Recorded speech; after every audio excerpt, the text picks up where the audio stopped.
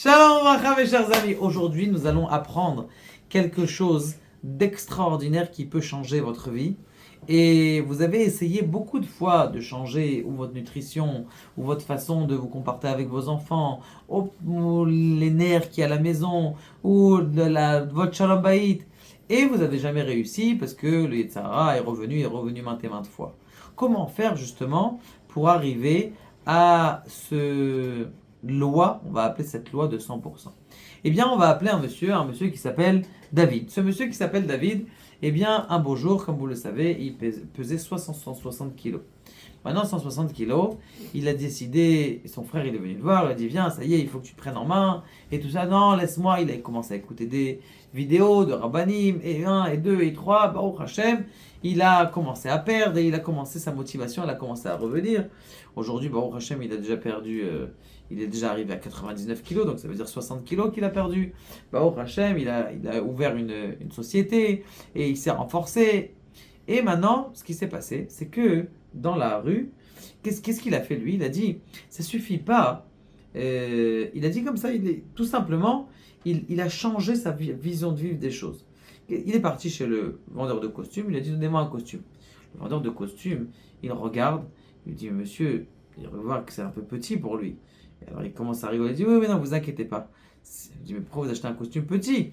Il dit, non, tu sais pourquoi j'ai acheté un costume petit? Parce que dans pas longtemps, je vais maigrir. Bon, alors que c'était un costume qui était bien plus petit que lui. Bon, le vendeur, il rigole comme ça. Bon, il a pris de l'argent, Baruch Hashem, il est content. Et le monsieur, il continue son chemin de route. Maintenant, un beau jour, il passe dans la rue et il était dans le magasin et il voit une petite fille comme ça. Il dit, ah, regarde, maman, ce monsieur-là, comment il est gros et tout ça. Et lui, il regarde quelque chose, il cherche ce qu'il a gros, on parle de lui. Mais pour lui, il n'était pas gros.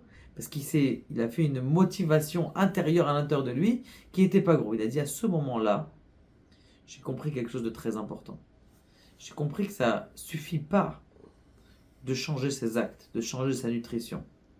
Il faut changer son identité. Ton identité, est-ce que tu te perçois toi en tant que pauvre? Est-ce que tu te perçois toi en tant que gros? Est-ce que tu te perçois toi en tant que ça y est, vieux, j'ai pas la force de faire du sport?